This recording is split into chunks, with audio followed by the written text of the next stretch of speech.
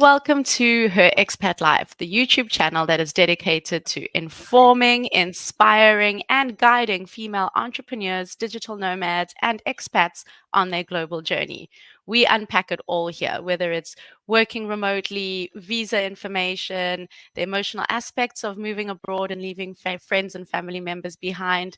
We are here to help you, and we look forward to bringing you information to help you on your global journey. Today, we have a very interesting person who is joining us. Her name is Maya Middlemiss, and she wears many, many hats. She is a freelance speaker, a consultant, a journalist, an author, a remote worker, and she is also the founder of Remote Work Europe, a community which is all about enabling opportunities for expats, immigrants, digital nomads, and entrepreneurs. So today we're going to chat to Maya a little bit about her journey, any tips she has for freelancers. She's going to help us unpack the world of remote work in Europe in particular at the moment, and also discuss how AI and advancing technology is shaping the world of work and the employment process. So, Maya, thank you so much for joining us today. Oh, it's a great pleasure to be here. So, Maya, I'm going to dive straight into it, saying or basically discussing that you wear a lot of different hats. You have a lot of different roles in your life at the moment. So, you are a freelance writer, you're a solopreneur, you're an author, you're a podcaster, you're an expat, and you're the founder of Remote Work Europe. So, can you tell us a bit about yourself and your journey, and how did you get to this point in your life? Sure. Yeah, I think a lot of us freelancers end up doing lots of different things. I think many of us are kind of Renaissance souls at heart. And the unusual thing is that so many people force themselves into a single 9 to 5 job description and try and fit themselves to that instead of exploring their many different passions and interests. So how did I end up here? Well, I started remote working at the turn of the century when my millennium baby came along. She doesn't really like me to call her that now, because she towers over me apart from anything else. So we're therefore working from home from, really a very early age in the epoch of remote work, where we literally had to unplug the phone to go and dial up and get the email and things like that. So things have changed a great deal.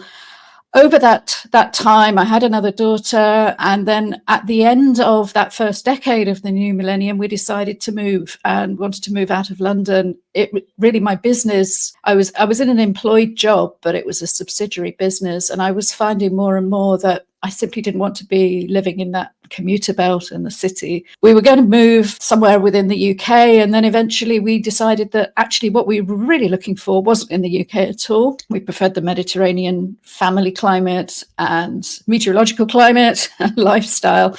And so we shifted to eastern Spain, enabled us to give our daughters the lifestyle that we wanted, really a lot more outdoors oriented, more family oriented. And we had a great time there. I shifted to full-time self-employment about 6 years ago now, because I wanted to write, I wanted to create. And obviously so much had changed in terms of the technological environment, the cultural environment around remote work. And it was finally possible to do these things, as well as to help other companies and businesses make that transition. Because when I first started, what I did was so unusual and weird that nobody really wanted to do it or knew how or couldn't figure it out. But certainly, by 6-7 years ago, it was possible. There were teams starting to pilot remote work and adapt to it. So I published some books and doing some consulting. And then, of course, 2020 came along and everything changed again. And things are very different now, but I'm still working more with people than with companies now, people who want to find that creativity, that flexibility to pursue their passion in their life, to make work more meaningful, and ultimately to decouple that work from any fixed location so that they have true choice, whether they use that choice to travel the world as a digital nomad, to go and move and settle somewhere else, whether they use it to stay at home and be a caregiver or a parent. There are so many superpowers that come with that unlock when you're no longer tied to a particular location. So I want to help more and more people discover that, whether that's through writing or podcasting or speaking. The different media are just all channels for the same message, really. And I also do a bit of tech journalism on the side, just to keep my hand in as a content creator.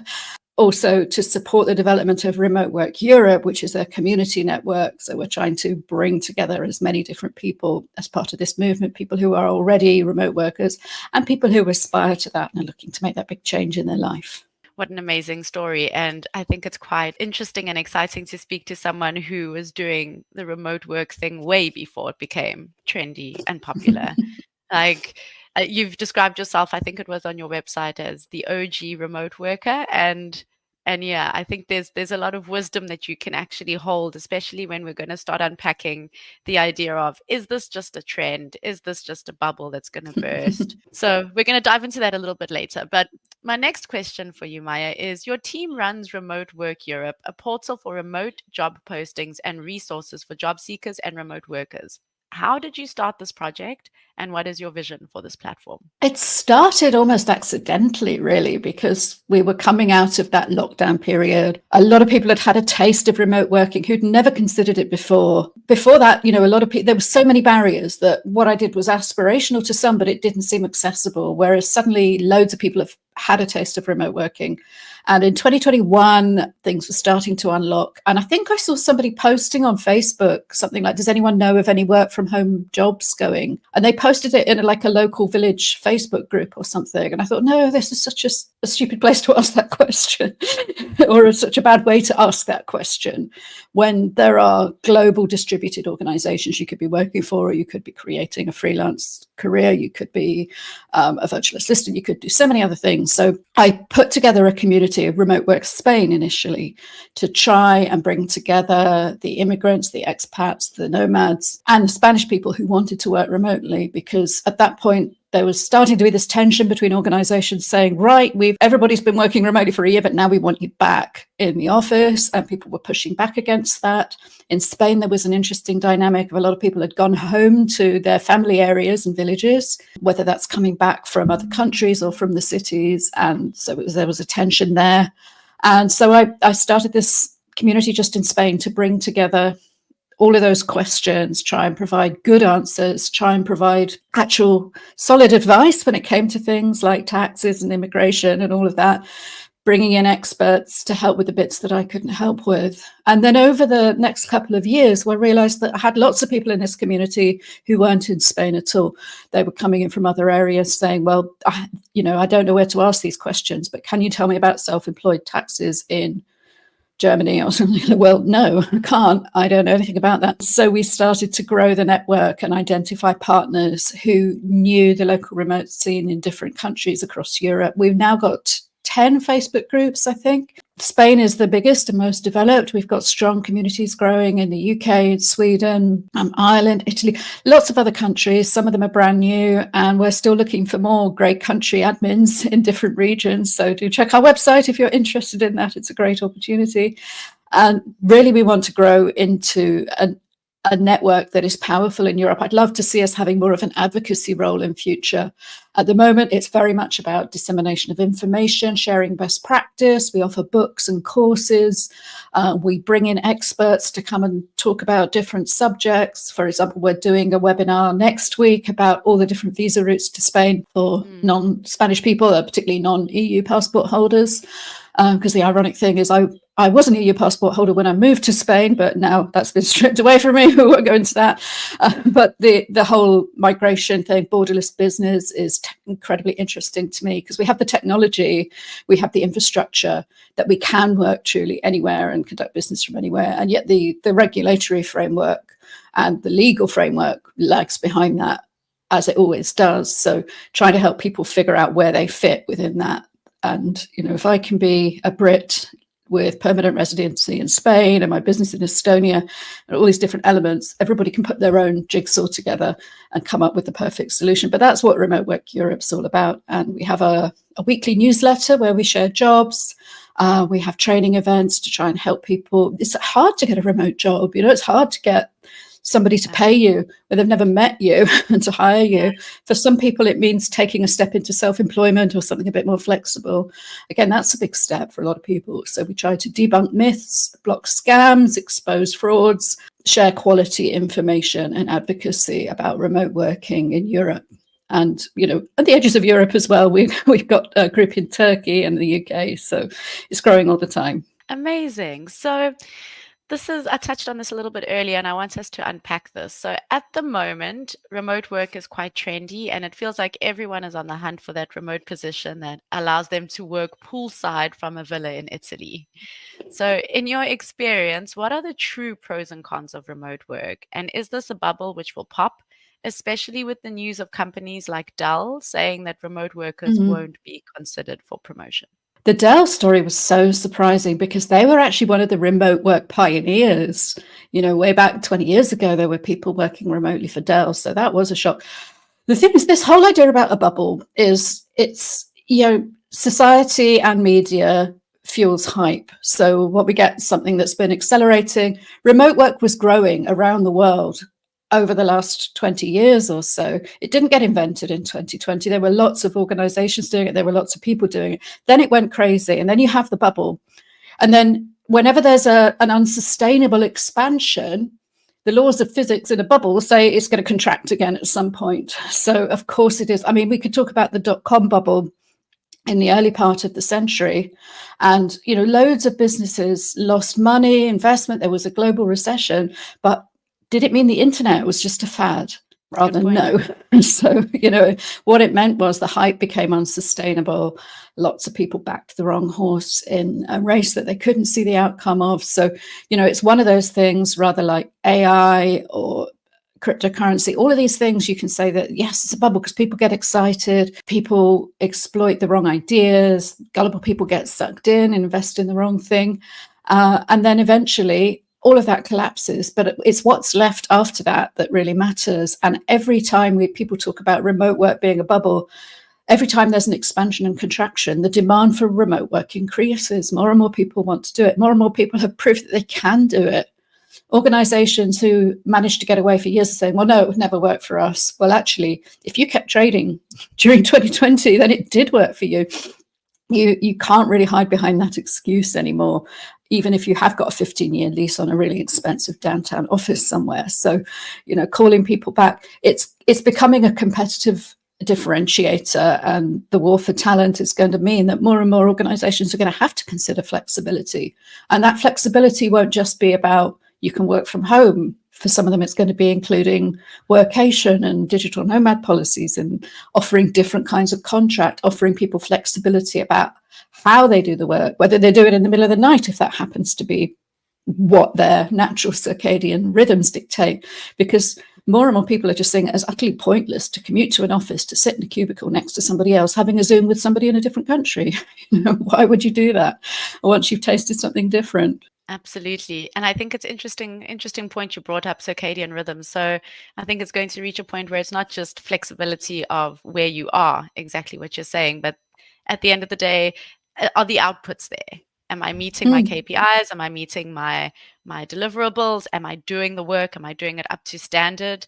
When I choose to do it, from where I choose to do it, I think that's going to be the real thing that's going to, 100%. Yeah. I think yeah, you've hit on something really important there, because the reason that a lot of people are panicking about, oh, I need to get people back where I can see them, otherwise how do I manage them, means that they don't know how to measure what matters.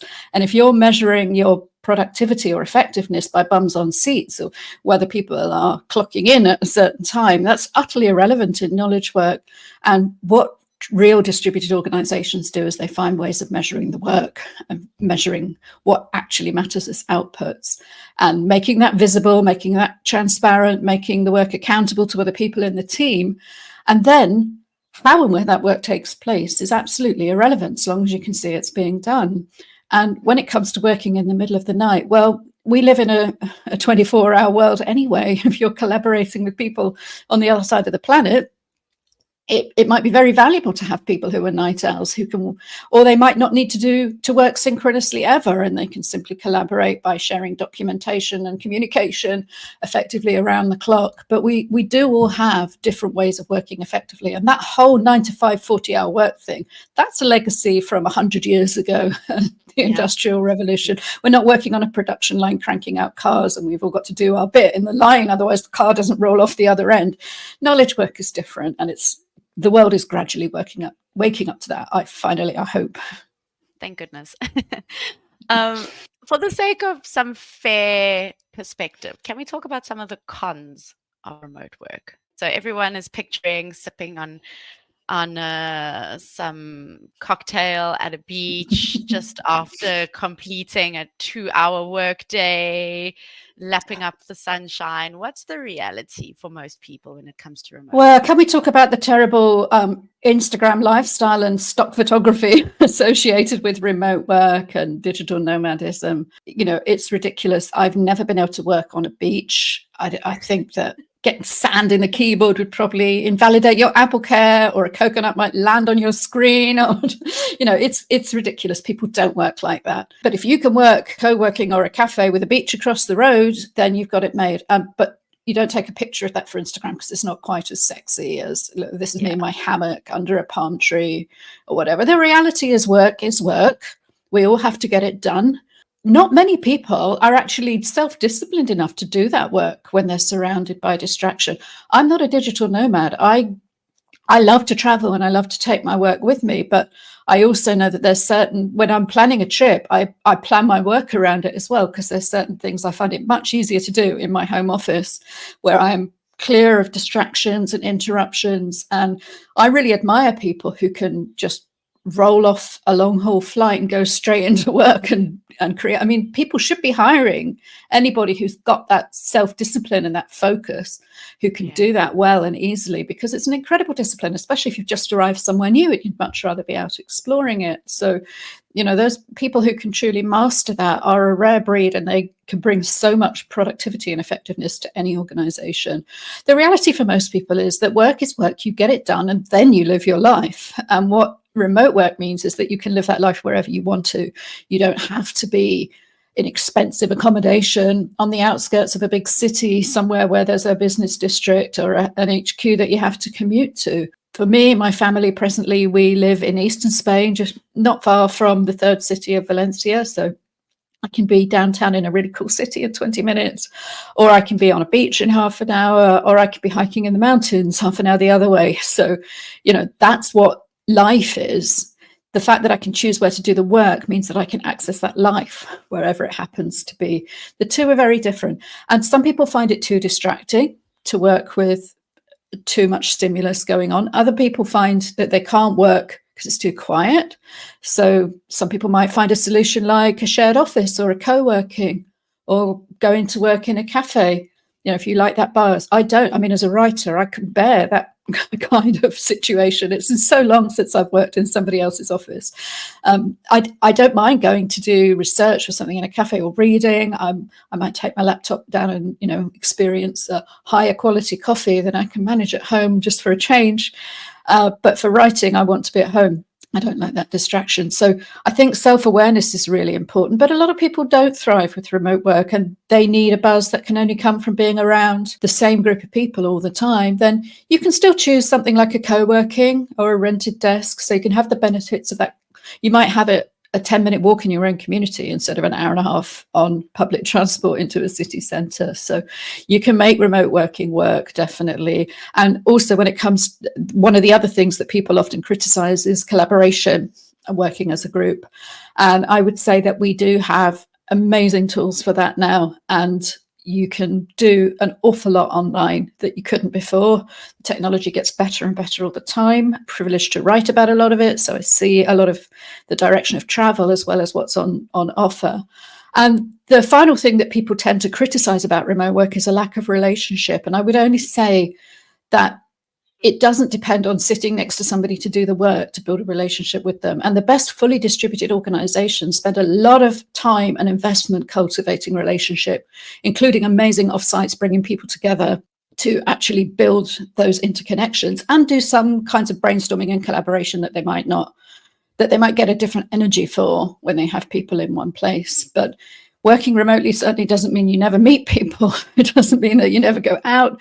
It doesn't mean that you never see your co-workers. I love it when I get the chance to travel to meet clients, to go to events, to go to conferences and things like that. It's the most amazing energy. But then if I'm going to write about it, I prefer to come home somewhere quiet and peaceful.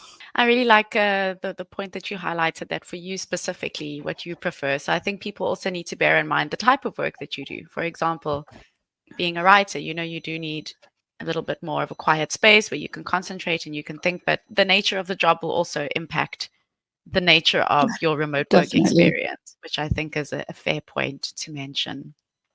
Okay, so let's talk a little bit more about Remote Work Europe. So you have a network spanning Italy, Spain, Cyprus, Germany, Ireland, the UK, and Sweden. How are these job markets different? And do you have any region-specific advice for job seekers in these spaces? It's very difficult for me to comment on how they differ because I'm very much aware of what I don't know. And that's the reason for collaborating with the different project managers across the different spaces.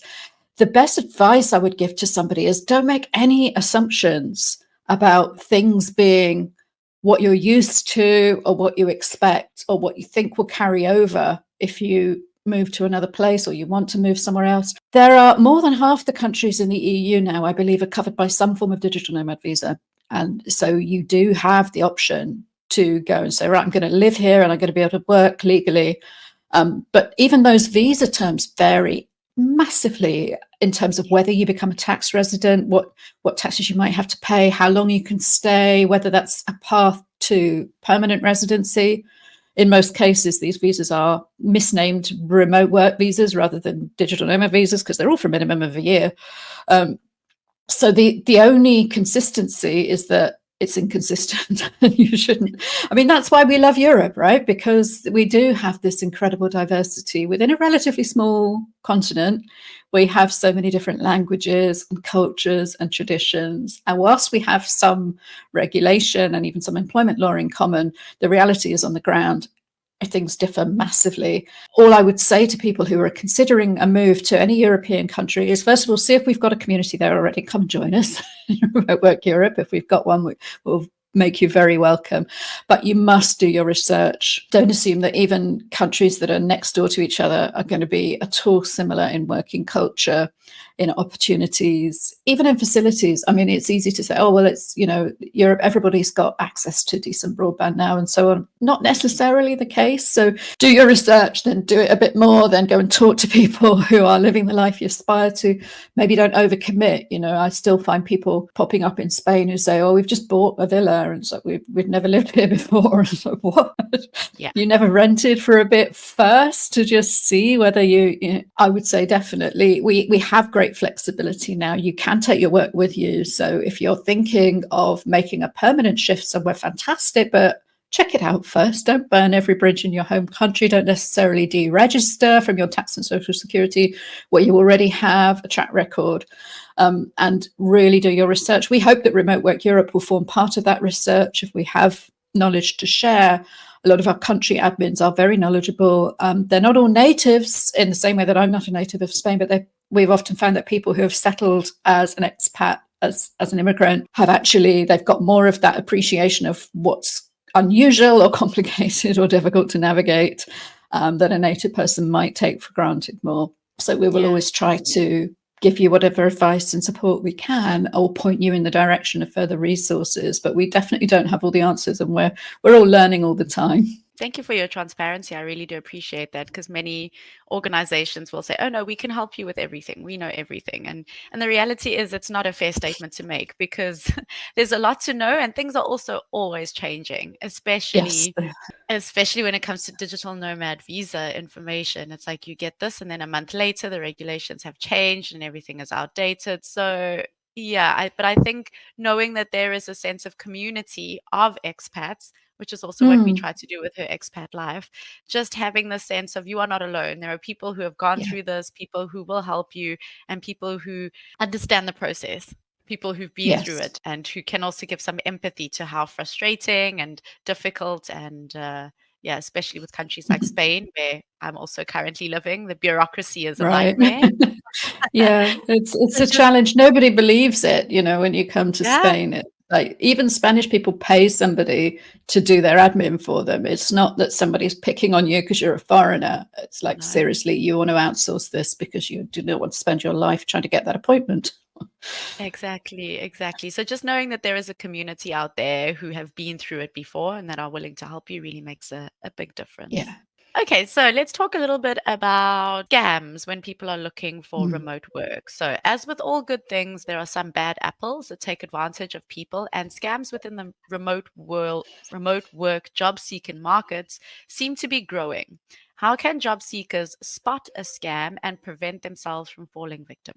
Oh dear. Well, the thing is, it's whenever you have a gap between what people want and what's on offer, that gap creates space where some bad actors will step in and try to exploit people. And at the moment, the demand for, particularly for employed remote work, far outstrips what's on offer. Therefore, there are a lot of people, and there are people who are signaling that they're quite desperate in some cases. We don't allow it in our groups, but you go on any other remote work group on community online, you will see post after post and people saying, I desperately need work I can do from home.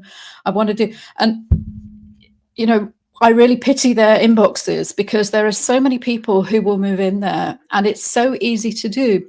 When you work with remote teams, you can work with people on the other side of the world. You feel like you get to know them, but actually you're only knowing one very narrow slice of them. And it's wonderful when you meet them at a conference or an offsite and you suddenly see this whole rounded person because your imagination is painted in all those details. And it's the same if you're talking to a scammer and they build a relationship with you. We get it so often in our Facebook groups. For example, this morning in the Remote Work Spain group, before I got on this call, I went through my cleanup of all the submitted posts and I literally must have deleted about 6 scam attempts of people trying to post every single day in our group. And we block and report every one of them. So they're new accounts every day. They're trying to get people to, often it's a fairly low level thing. They're trying to collect data. They want to get into your DMs. So they want to get your name and address. If you can associate that with an email address, that has currency. Those data sets for European markets, they change hands on bits of the internet that you would never want to go near. That has a value. If they can add bank details to that data set so that we can pay you for all this remote work, then that massively increases the value of that record. They'll get paid more for it. If they can actually use those bank details to rip you off, even more so, then the scammers can benefit directly. There are so many that we come across. There's the old sort of, you need to buy equipment for this, so we send you a check, and then, oh no, we've sent you a check for too much, so you have to pay us back. That payment's bounced. Or you have to give us your bank details so we can connect you to our crypto wallet in order to, people just get ripped off all the time. There are people who they spend so much time investing in the relationship and building that trust that people agree to the most extraordinary things. I've come across people who've agreed to have limited companies set up in their name by someone on the other side of the world. People who've agreed to receive parcels and post them on at their home address. It's what's in it. They've got no idea what they're actually handling. But she was so nice. This lady I spoke to for ages so we fight this all the time. We share case studies. We dig it. We've got a couple of people who've taken the time to actually go through and have the conversations with these people and try and identify which scam is going on here and expose it. We've got a free ebook people can get from our site, which unpacks a lot of these scams. We've also got a resource bundle, which includes video training. It includes a slideshow of all our favorite from the Hall of Shame of the ones that we get in our groups all the time. A lot of them are very low rent. It's like, some of them, it's really frustrating when someone says, oh, they're refusing to pay me the promised $3,000 for copying something from one document to another. It's like they just wanted my bank details. And it's very frustrating when you want to say, why did you think somebody was going to pay you for that? It's much more sophisticated and they take time to really build that trust. I've got a podcast where I compare it a lot to the online dating scams that people get sucked into, because I think there's a huge amount of parallel here. There's a need gap. There's an expressed desperation, if you like, emotionally. And somebody who's out to scam you can be exactly what you want them to be, and fill that gap until you trust them and until you hand over whatever information they ask for, and then they disappear along with your bank balance, and you never hear from them again, and you realize actually what you put together in your mind was just these little fragments and clues, that they're very sophisticated at working with you. You might even be talking to a bot half the time. I mean, a lot of this is automated anyway. It's sophisticated, it's big business, and you've got no one to report it to. It's, well, I don't even know what country they were in, really. It's tragic. We will keep trying to expose this. We will keep trying to battle them, even if it means that we get cyber attacked and threat. We have to harden our own boundaries because people don't like being shared in these dark corners. But all I would say to people is, trust your instincts. If it sounds too good to be true, it definitely is. Come and check out our free resources. You will find patterns there that you will see this is not the first person this has happened to. You've not been targeted because of any weakness in you. It's nothing to be ashamed of. This is part of a pattern. A lot of it's random. It's opportunistic. It costs nothing for them to try and get past you. They're not even really investing any time with you. So a lot of it's automated up front. So you're not being victimized because of anything about you. They're just after your money at the end of the day, sadly. And I think, Maya, there is an element of also just being realistic with the current state of work. So like you said, there's obviously a lot more people looking for remote work than there are opportunities at the moment. So bearing that in mind, if it sounds too good to be true, you really need to be honest with yourself, and maybe there's a part of you that wants to believe, oh, I found this amazing opportunity, and maybe it is, but the's a point where this opportunity found me. Recruiters don't hit you up on WhatsApp or in Facebook groups and say your profile looks perfect for no, real remote jobs are incredibly competitive. I mean, as you said, all jobs are. But when you think about it, if there is a job that can truly hire from anywhere in the world, and not all can, but if a job can truly recruit the best person from anyone in the world, then they're going to be incredibly high demand. They're going to be extremely selective. They will have multiple rounds of tests and interviews, and you will expect to have to fight for that job. When you find it, it's amazing because you'll know that it's an amazingly good fit. And we have resources too to help you target those applications and whittle them down and make sure that your application is extremely well aligned to give you the best possible chance. But you're up against massive odds. So it's that demand gap, and it is really hard to get a remote job. If it looks too easy, that should be the biggest red flag of all.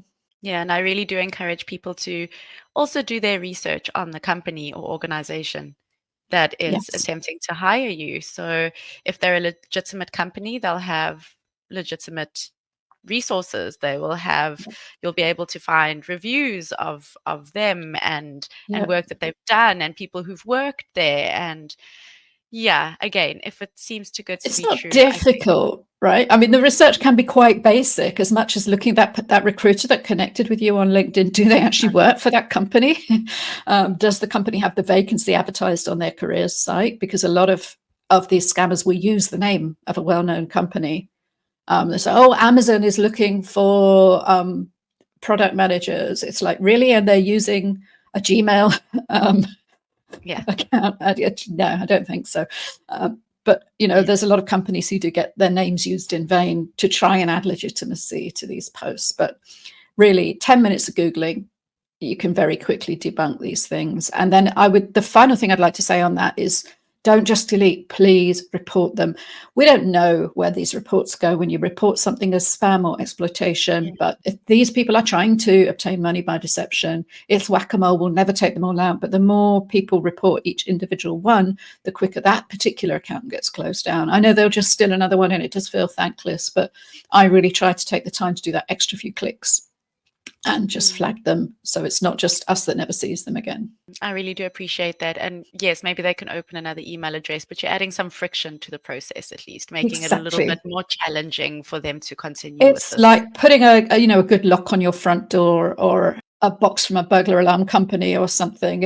You just kind of, they want easy targets. And so the more friction you put in their way, the more likely they are to move along and try somewhere else. Okay, Maya. So let's talk a little bit about jobs and industries that are growing within the remote work world. So, which Hmm. jobs, which industries, where are you seeing the most opportunity, and what are potential employers looking for in these niches that seem to be growing? I think rather than particular industries, it's particular types of work that lend themselves best to remote work. To be honest, there are very few jobs now that cannot be done remotely. There will always be some that can't. And, I have the greatest respect for people who heal, who care, who clean, who do the things that we need to make the world go round. The people we finally started calling essential workers during the pandemic. None of those jobs will ever go remote, but pretty much everything else, even, things like telemedicine is having huge growth. And whether that's prescribing or even things like robot surgery is having a moment. So we're going to see more and more jobs that can be done remotely. The ones which typically are at the moment, they tend to be very much in the knowledge work space. A lot of creative roles, technical roles, definitely, mainly because that's where the recruitment crunches are. And the tech industry is so differentiated.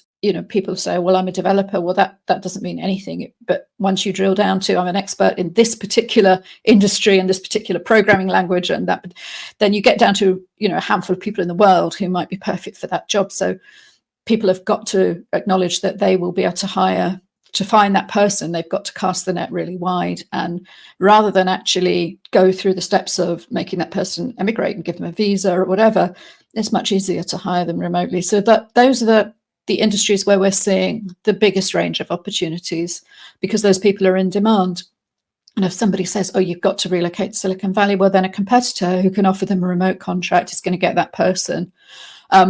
The other reason that tech is such a big industry is because over the last couple of years, we've seen so many layoffs, and that has really burned a lot of people. There are people particularly who have migrated because of a job offer. And if that's tied to a visa, and then, a big tech company comes along and says, oh, well, we overhired and we're just slashing 10%. It's so impersonal. These are people with lives and families.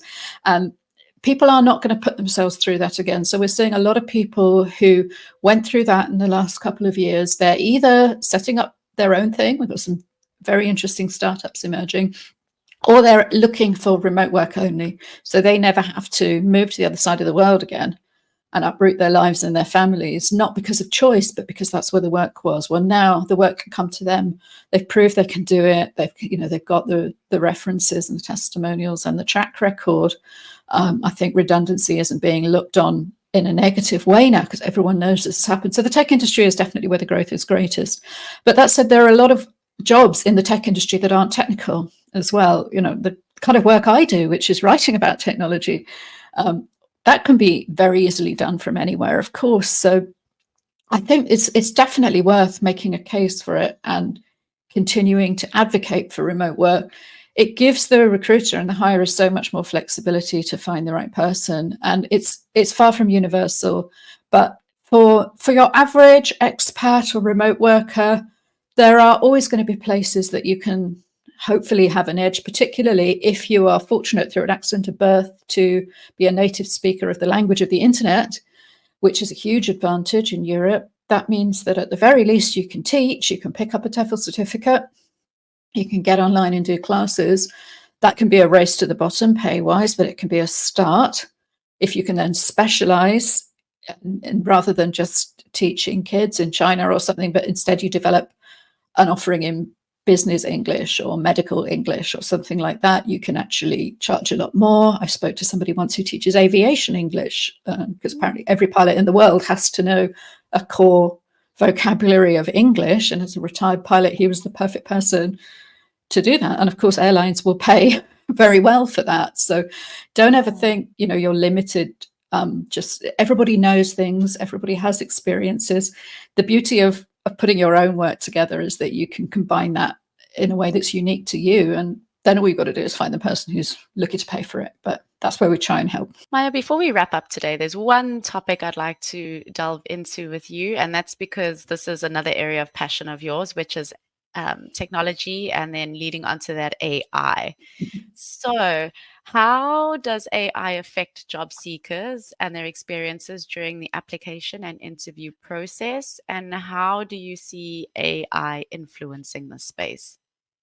That's so interesting. I mean, I'm a writer first and foremost, so this is a subject that's obviously had a lot of impact on me personally. But throughout my career as a writer and everything else that I've done, I've always used the latest technology, and I've always wanted to put that to work for me in a way that's effective. And I truly believe that automation and generative AI is going to become just table stakes. It's going to become expected. Again, there's that bubble phenomenon we were talking about earlier. At the moment, we're seeing AI everywhere. It's like, do you want AI to generate this document for you or this social media? There's going to be an element of contraction, I'm sure, coming up where people are going to decide, well, actually, we don't need AI to write our Facebook comments or whatever, wherever it's popping up now, because there is a cost to all the companies providing this. They're providing the compute, and a lot of them are speculating on where people are going to use it, and then we'll ultimately pay for it. So I'm sure we'll see it contracting a bit. But what I hope we'll see is people learning to use the tools to put them to work for them. We have a training course I will shamelessly plug on our store, which is about using generative AI to support remote job search. And in that course, we take people through how to use it for research, how to use it to align your application and your CV and your online presence with all the correct keywords, to survey what's out there, what skills people are looking for and qualifications, and to make sure that you position yourself, even to then go through and use the same technology to practice, develop model interview answers, and even to negotiate your final offer, and to research what you should be earning, because that's not always obvious in a global marketplace. So these are tools now which they're there, they're going to be part of every job.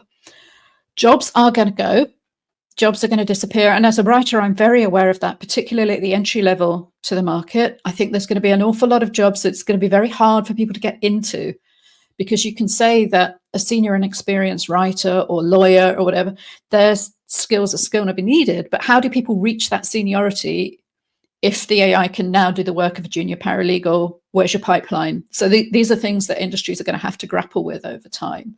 And I don't know the answers to that. All I can do is try and help people get their foot in the door with the right opportunity for them, and use these tools to develop their personal skills, to develop their self-awareness, to create a good presentation of themselves online to a potential employer. And I think it's absolutely essential that everybody spends some time with this stuff, gets to know it, plays with it. You can't break it or do anything bad. You're not going to wipe out the universe by just dabbling away with an AI. See what you can use it for. I use it for research all the time. I use it for things that I'm not good at, like, I'll write the article, but then if I need to write a tweet about it or something, give me a 4,000 word white paper, no problem. Something in the length of a social media caption to actually encourage people to download it, that's when I'll bring in a tool, because I know that what I'm good at and what I'm not. And I think we have to use the technology that's out there to support our weaknesses, while we continue to play to our strengths professionally. And this is the future, guys. You need to get on board with it. Truer words have never been spoken, Maya. It is here, and we have to adapt. And like you said, it's a tool. It's a tool that Yeah. we can use to enhance our weaknesses and leverage our strengths. So Yeah, we look, I completely remember agree. as a writer being told that using spell check was cheating. Oh, Um, really? yeah, no, when it started to roll out in word processing software, like, going back away, but now you wouldn't dream of publishing something or sending an email or something with spelling mistakes in it. It's absolutely table stakes that people assume you will check that electronically and that no one will question it. It's going to be the same with generative AI. So just lean into the tools. They're there, make use of them.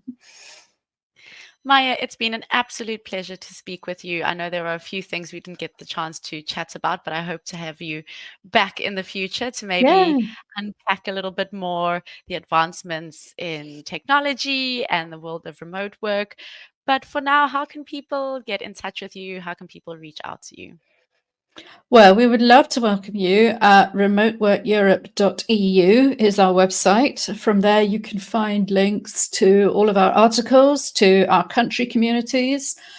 You can find links to our premium community, Remote Work Europe Connected, where we can work more in depth with people who are maybe job seeking or building out their freelance offering.